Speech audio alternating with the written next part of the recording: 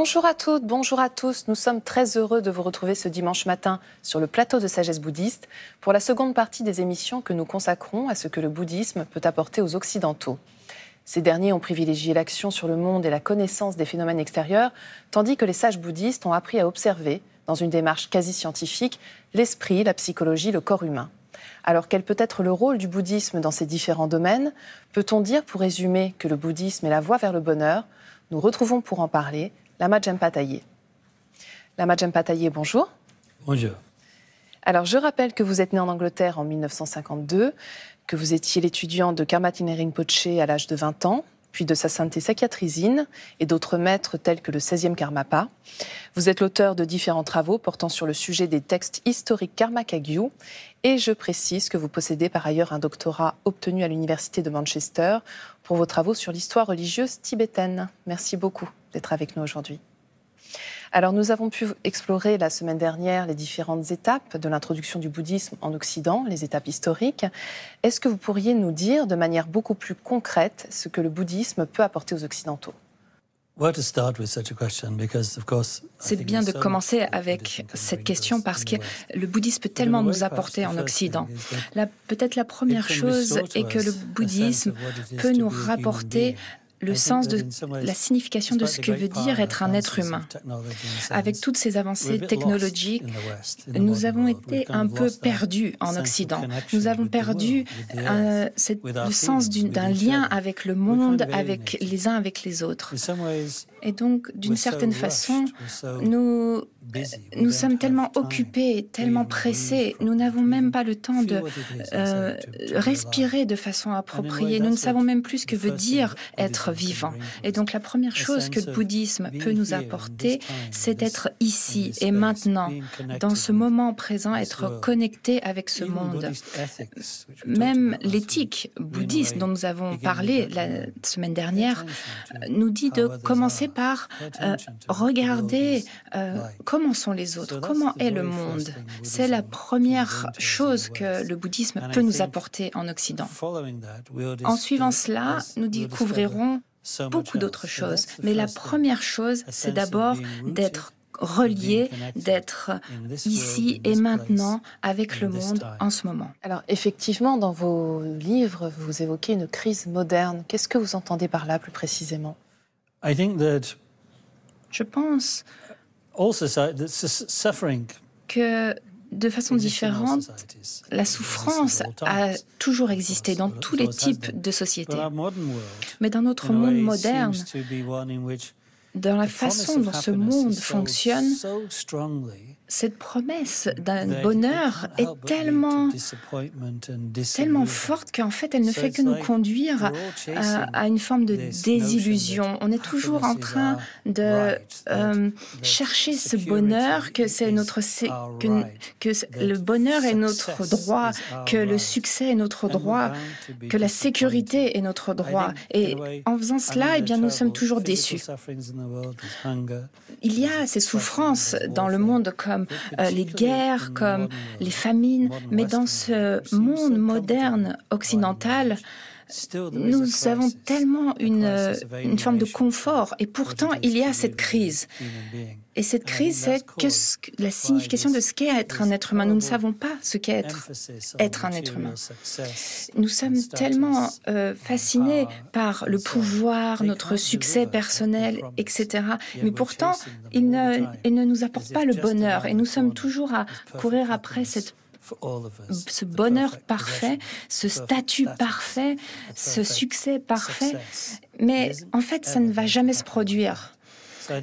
Et donc, ceci fait partie de notre crise moderne. Et le bouddhisme peut nous aider à comprendre cela et à dissiper nos névroses personnelles. Alors justement, dans ce cadre, dans ce travail à entreprendre, la compassion joue un rôle essentiel. Vous insistez beaucoup sur cet aspect-là. Pour quelle raison ? Parce que si je veux le bonheur, si je veux être libre de la souffrance, je dois aussi considérer que l'autre, la personne juste en face de moi, veut exactement la même chose. Il veut aussi le bonheur comme moi. Il veut aussi être libre de la souffrance autant que moi. Pourquoi suis-je si spécial? Pourquoi suis-je la seule personne qui compte dans ce monde? En fait, il y a un nombre illimité d'êtres, et pas seulement d'êtres humains d'ailleurs. Il y a différentes formes de vie et qui toutes cherchent le bonheur, qui souhaitent tous trouver l'amour, le bonheur. Donc, pourquoi est-ce que je dois mettre mes propres souhaits au-dessus de ceux des autres? Et donc, l'idée est d'essayer de se mettre à la place des autres et de voir le monde à travers leurs yeux. Et c'est comme ça, c'est ce qui va nous permettre de les chérir autant que je me chéris moi-même. Et c'est ça la racine même de la compassion. En fait, sans développer de compassion pour les autres, je ne pourrais jamais me développer pleinement en tant qu'être humain moi-même.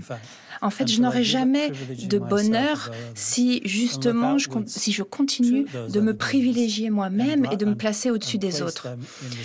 C'est en plaçant les autres et en les prenant dans une attention égale à celle que je me porte à moi-même que je pourrais expérimenter le bonheur. C'est en sauvant les autres que je me sauve moi-même, en fait. Je ne peux être heureux sans être empreint de compassion. Quelles sont les autres qualités à développer selon vous? Je pense notamment au calme mental ou au discernement. C'est important? Oh, for sure. Bien sûr. Parce que nous venons juste de parler de l'égoïsme afin de louer la compassion. Mais d'où vient l'égoïsme? L'égoïsme n'est pas naturel. Ce n'est pas quelque chose d'inévitable non plus. C'est simplement une habitude. Ce n'est pas comme si nous avions reçu le sort d'être égoïstes. C'est simplement une habitude que nous avons développée au fur et à mesure de différentes vies. Mais ce n'a pas à être comme ça. Donc, d'où provient l'égoïsme? Cela provient du fait que nous ne voyons pas, que nous projetons des erreurs sur le monde. L'erreur principale étant que j'existe seul en étant complètement séparé des autres. Donc, ce corps, ces expériences, nous pensons qu'elles sont indépendantes. Et donc, c'est ce que l'on appelle, en fait, dans le bouddhisme, l'illusion de l'ego. Et donc, je ne suis pas une partie indépendante du monde. Et en comprenant cela, je vais détendre cette névrose qui vient prendre la défense de ce soi et qui vient créer cette dualité de moi et des autres. Et c'est ça qui est à la source même des trois poisons de l'ignorance, de l'aversion et du désir. Et donc, nous devons voir cette illusion pour ce qu'elle est. Mais afin de voir cette illusion, de voir cette projection de notre mauvaise lecture du monde, il nous faut un esprit calme, spacieux, ouvert. Le calme mental, alors? Oui, il s'agit du calme mental. Ce n'est pas à propos d'apprendre une nouvelle théorie, une nouvelle philosophie et de croire en cela. C'est en fait le fait de systématiquement déconstruire notre perception erronée du monde. Et pour cela, nous devons avoir un état d'esprit calme. Par exemple, si l'on prend un microscope, si l'on veut voir la nature d'une substance, nous ne pouvons pas la voir avec nos yeux. Nous avons besoin d'un microscope pour le voir en détail.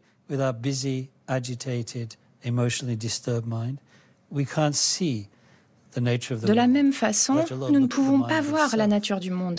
Et ne parlons même pas de l'esprit. Donc nous avons besoin d'un esprit qui soit tranquille, calme. Et c'est la raison pour laquelle nous allons nous entraîner à la méditation de shamatha ou de la quiétude mentale, afin de pouvoir calmer l'esprit, le tranquilliser. Cela ne veut pas dire s'échapper du monde ou entrer dans une transe, mais au contraire de pouvoir entrer en relation avec le monde sans distraction et donc ensuite, sur cette base-là, de pouvoir développer de la sagesse. Et donc, est-ce que cette sagesse développée peut nous mener au bonheur, puisqu'on dit souvent que le bouddhisme est une voie vers le bonheur? Bien sûr, parce que nous avons recherché le bonheur depuis des temps sans commencement, mais nous ne l'avons toujours pas trouvé, parce que nous suivons nos propres illusions, nos propres erreurs, nos propres projections à propos du monde. Mais les personnes ordinaires, de temps en temps, peuvent voir de façon claire, et on voit que nos illusions se dissipent. Par exemple, l'inspiration d'une journée magnifique ou de la nature. Et donc, à ce moment-là, nos discussions sans fin à propos du monde s'arrêtent. Et donc, il y a comme si les nœuds à l'intérieur de nous, les nœuds de l'ignorance et des émotions se dénouent. Et donc, quand cette illusion est dissipée, il y a une forme de contentement.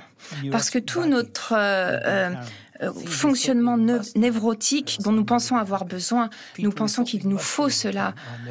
Et nous réalisons alors qu'il ne s'agit que d'une fantaisie et d'une projection.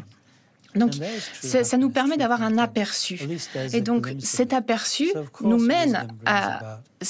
sagesse nous mène au bonheur, et ça nous permet de comprendre que l'illusion nous mène à la souffrance.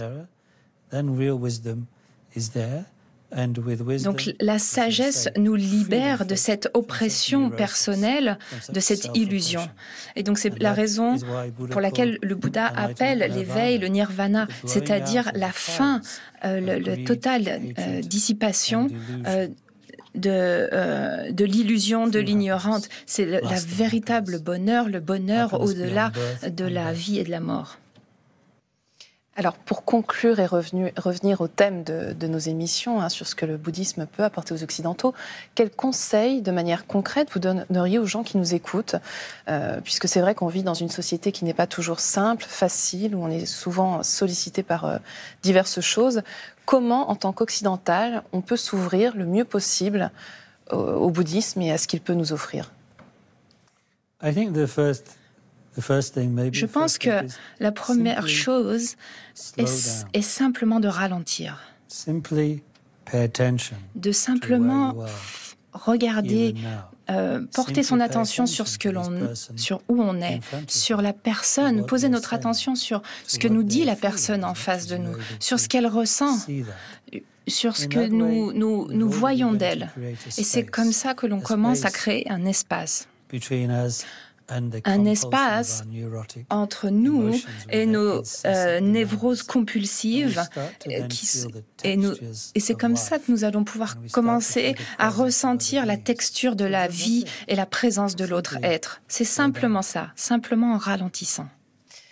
Merci beaucoup, Lama Jampa Tayé, pour ces explications passionnantes. Merci. Avant de nous quitter, voici quelques ouvrages. Tout d'abord de notre invité, Sagesse en exil, bouddhisme et temps moderne, chez Rapsal Éditions. Lama Jampa Tayé explore ici la place qui existe pour le bouddhisme dans la culture contemporaine, décrit les caractéristiques distinctives de la pensée et de la pratique bouddhiste et présente l'entraînement à la méditation et à la compassion qui est le cœur de la voie bouddhiste. Le bouddhisme en France, de Frédéric Lenoir aux éditions Fayard. Vous y retrouverez une enquête passionnante qui permet de répondre à de nombreuses questions. Combien de Français sont-ils concernés par le bouddhisme ? Assistons-nous à l'émergence d'un bouddhisme français ? Une enquête qui aborde en profondeur la question des rapports du bouddhisme à la modernité occidentale. Et enfin, la rencontre du bouddhisme et de l'Occident, du cardinal Henri de Lubac, aux éditions du Cerf. Vous retrouverez ici une approche originale de la rencontre, entre autres, du bouddhisme et du christianisme. C'est la fin de notre émission. Vous pouvez la revoir pendant toute une semaine sur le site internet de France TV. Merci à tous de votre fidélité. Je vous souhaite un très, très beau dimanche.